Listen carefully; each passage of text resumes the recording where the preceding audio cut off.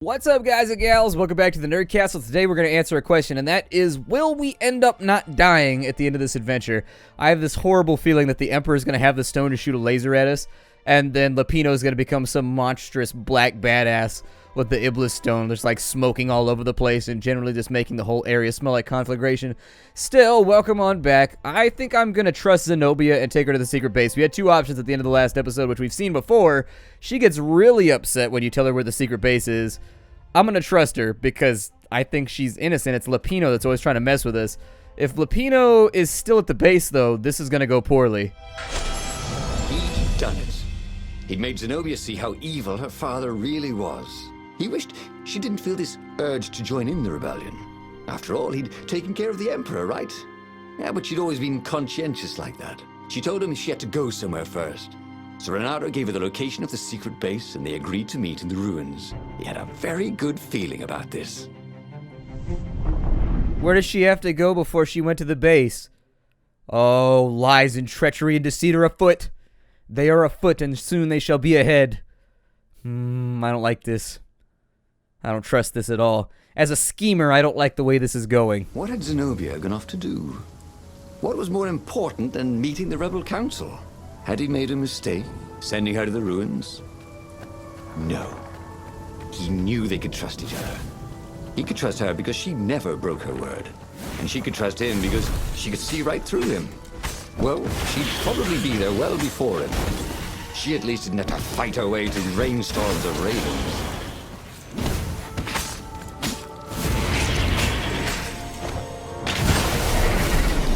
Pretty good little cinematic combat right there. I enjoyed watching that one. Not Zenobia. Hypatia, the kid's mother. Renato had never thought he'd date a librarian.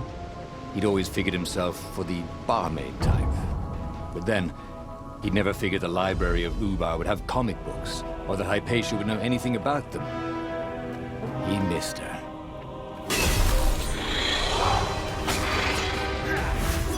Wait, what? So was Renato into her mom, or was Renato into her? I'm confused now. This dude opening up family franchises and shit, getting all confusing. I'm gonna have to demand that you stop moving around so much so that I can slash you more effectively. Thank you, sir. I will appreciate your cooperation in this regard. I appreciate you. Alright. Oh, it's a dead Lapino behind that door. I saw it. I saw a dead Lapino. They can't lie to me.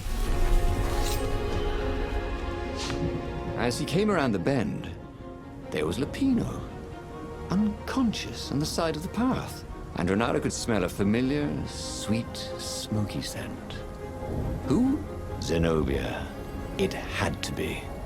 She never used a combat spell when she could use drowsy gas. That meant she had the Iblis stone. Oh, no. She hated her father now. She'd kill him for sure. The council wouldn't mind if she killed the Emperor, but murdering her father would destroy her. He had to get to whatever ledge she was on and talk her down from it. These things could really use a hand. These things could really use, like, any part of their body. That'd be kind of suck. That would suck for me if I was a disembodied eyeball that just floated around looking at shit and reporting back to HQ. This is really, really bad. I was Stairs. So he was close to the rebel base. Nothing was on fire. So far, so good. I don't know what to think about this whole thing. This is definitely not where I planned on being with this. I thought she'd be on board all the way through, and unfortunately, she hath not been. She hath been tricksy and all that. Definitely not going to allow that to happen, so nice try there. God, that shield breaker gem is the best thing ever. It saves you so much time and effort, like you never have to use any of the other abilities. It's great.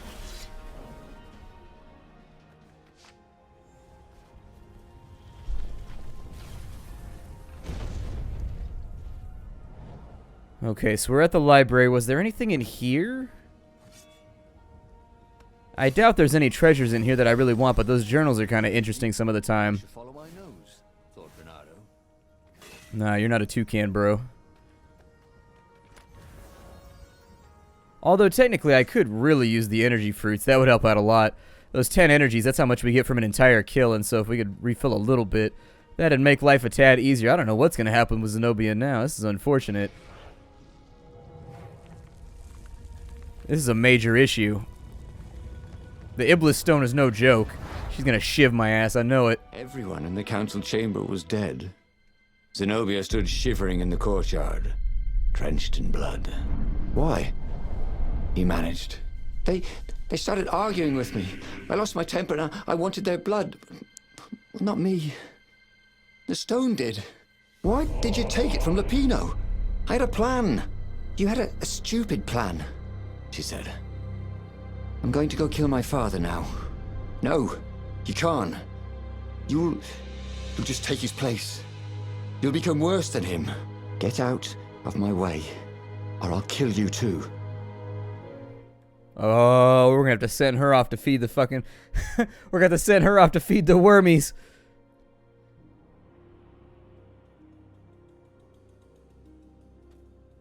Let's see, we can get out of her way. Zenobia would go and she would defeat the Emperor with the Iblis Stone and would consume her soul. It'll probably be fatal if we try to stop her, but we just gotta let it play out. Or, we can stop her and the Iblis Stone. Either way, I mean, there's no way either of these is gonna turn out well for us. If she defeats the Emperor and consumes with the stone, the last time we did that, the stone, like, ate the universe or something like that after we killed the Emperor. So chances are, allowing her to kill the Emperor with the stone is probably not gonna go well. However, allowing us to die from the stone is probably not gonna go well either. Let's stop her. Let's try for great lubs. You won't kill me, he said. And I won't let you kill the Emperor. Enraged, she raised the sword. You hate him too? He could sense the Iblis Stone, yearning for his death. But she didn't strike. If you kill him, he'll destroy you. I know you. Shut up! She shouted, her sword trembling. I won't lose you again. Not for anything. Get away from me, he said, and he was very close. I can't lose you again. And he was in reach of her sword now. I hate him! I hate you too! I love you, he said for the very first time. And then she was weeping. He was holding her. The sword had dropped from her hand. He glanced at the Iblis Stone. It was no longer the black of the void. It looked like coal. No. It glowed, like a cinder. It was crackling, burning, crumbling into ashes. You've always loved me, haven't you? She said. She was weak. The stone had taken so much from her. Always, he said. She staggered as he helped her up. Let me take you away. Where? The island of Avalon. The sisters will heal you. He'll follow us. Then we need the Farfarer, the fastest ship in the Empire. Hooray! A positive resolution, although we still haven't dealt with Lupino. Probably should have stabbed him while he was unconscious, just to make sure, because I know he's going to show up at some random point and put another knife through me. He stabbed me so many times, and I've stabbed him so few times. Okay, he stabbed me twice, and I've stabbed him twice. It goes both ways like that. The Empire had seized his ship. They'd have to take it back. No, not the abalone. Let's go get it. I can't take anything seriously that has the word bologna inside of it. Bologna's a terrible meat, though. God, I hate bologna. I had a bologna sandwich every day when I was in, like, elementary school because my mom would make bologna sandwiches or whatever, and I always hated bologna sandwiches, but I never told her because I was, like, 6 years old, and I just assumed, like, people got bologna sandwiches every day. Like, I just assumed that that's what you got. Time for a little exploration. And I hated it so much. Oh, my God, bologna's the worst. Eventually, she figured it out. Then she started making turkey, but bologna was not my favorite thing. I don't think I'm going to make that one. No, hook to the side of the ship. Let me hook yo, proud girl. Oh, it did that one all by its lonesome. See, I'm happy to be back here. I kind of wish more of the resolutions, if the narrative turned out a little differently each time. Like, this time you can tell you're, like, at the end of the game because it's resolving so differently. But I feel like this is the only playthrough where the main character actually applied any of the information he actually knew to be true. And there it was. His beautiful skycraft.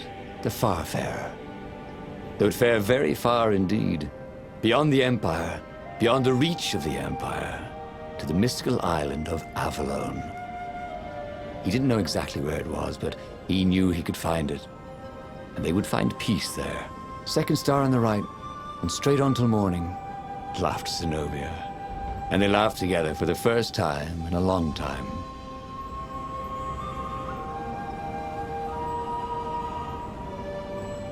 Hold on, let's take this treasure chest with us. You never know. We might need it in the future. Get your hook shot ready, otherwise I'll leave you behind, sorry. What was I talking about previously? But yeah, I feel like the character has he has a lack of critical thought here in a lot of the playthroughs. Like, he knows information to be true, and yet he doesn't act on it until you get to the final truth.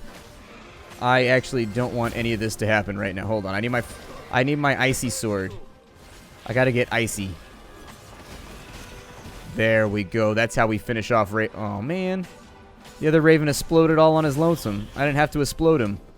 That's disappointing. I was really looking forward to exploding him. That's what I'm leaning towards.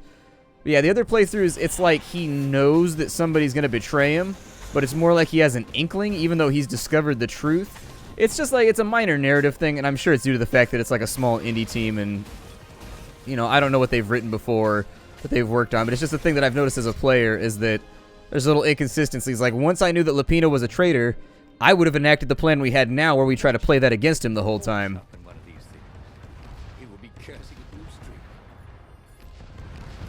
And aside from that fact, once you know Zenobia loves you, from then on with all Zenobia-related things, you should be able to exploit that to your advantage. And I assume it was probably just like a coding thing. It introduced too many possibilities and too many changes for a game of this scope. But it's something that I would have liked to have seen, you know? Guess we're not going that way this time around.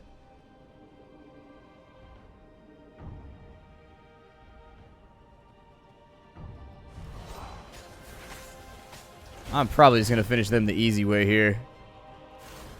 The Ice Sword really kind of makes quick work of everything in this game.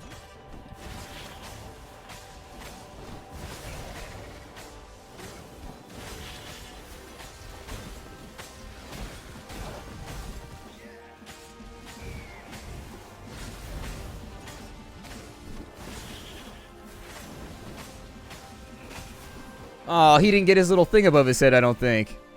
Oh, man. Yeah, I don't think he got the little thing above his head. If I hit this guy while he's frozen, does he still explodes? Wow, they are going all in right now. They want me. They want it bad. They want it so bad.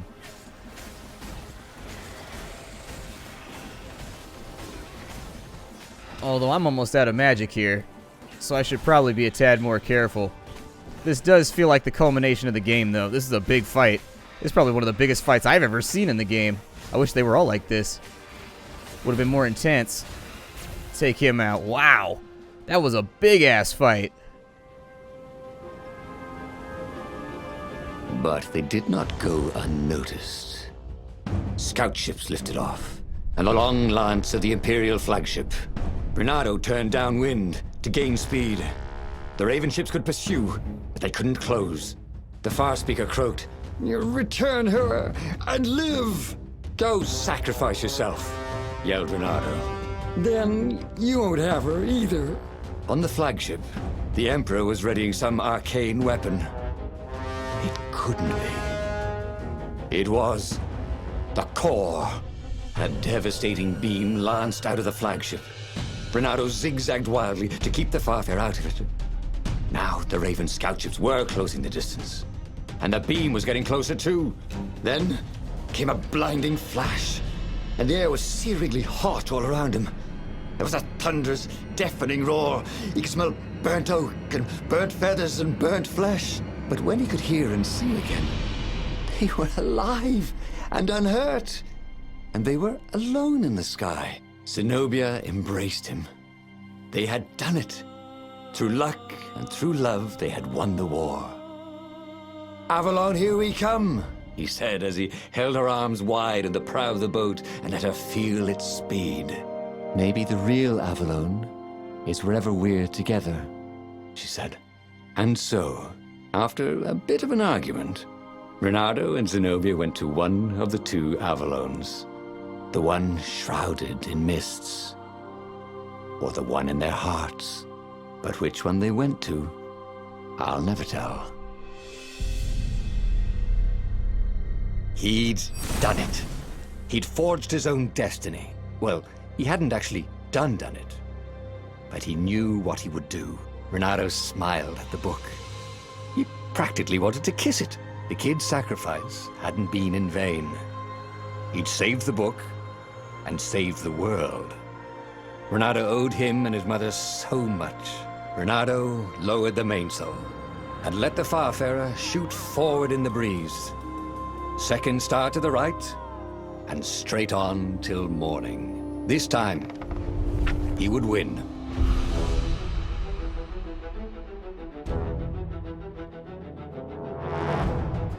I liked it. It's an interesting little game, and it's easy to get frustrated with the fact that the character doesn't always do what you assume he'll do when you pick a choice. But at the end of the day, it's a game made by a small team that was it was an ambitious thought for what they were trying to do, and they got really, really close to pulling off the execution, which I think is impressive in and of itself. I hope to see sequels in the future, actually. I'd love to see this idea developed further with a larger team and a little bit more resources to where the character had a little bit more freedom to utilize some of the information that he gains over the course of the adventure to change things around on the fly rather than using this kind of lock and key mechanism that they have where you have to get the 4 truths before it's even remotely even possible to win. I get what they were going for right there, and it's a limitation of it being a video game. But still, I would have liked a little bit more freedom. Like, being able to blunder into the victory should have been just as good as, everything is a fail state until you've unlocked all 4 truths. I would actually get rid of the 4 truths, and I would just make it so that you're kind of just like figuring things out yourself. And then as you unlock the truths, you can apply those and turn them in like tokens on your decisions almost to give you extra options to like take things in a different direction. That's probably the way that I would have done it, but hey, I'm not a game designer. Obviously, they know things about the game that I wouldn't. It was a lot of fun. Hey, there's my buddies Tom Oley and Jessica Baudouin. My friends, my amigos in the PR business. Anyways, I'll see y'all later. Thanks for stopping on by. I will see you all in future episodes of whatever comes next. This is Stories, The Path to Destiny's fun little game. I will see you all later. Bye.